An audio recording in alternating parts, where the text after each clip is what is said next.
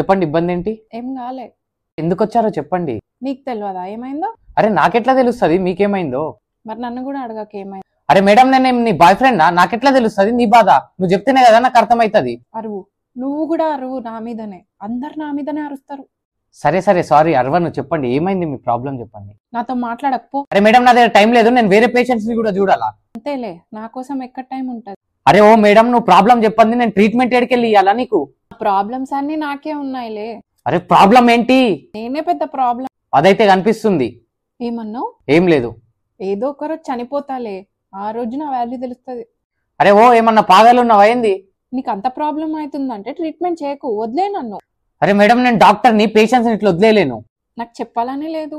నీకెందుకు చెప్పాలని లేదు? ఎందుకంటే నువ్వు వేరే పేషెంట్స్ ని కూడా చూస్తావు. డాక్టర్ని నేను చూడకుంటే ఇంకెవరు చూస్తారు వాళ్ళని? చూసావా చూసావా మళ్ళీ అరుస్తున్నావు.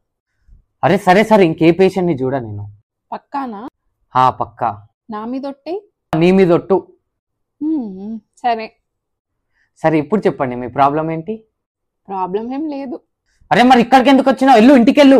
అసలు నా మీద ప్రేమనే లేదు. ఇంకోసారి అడగచ్చు కదా ఏమైంది అని.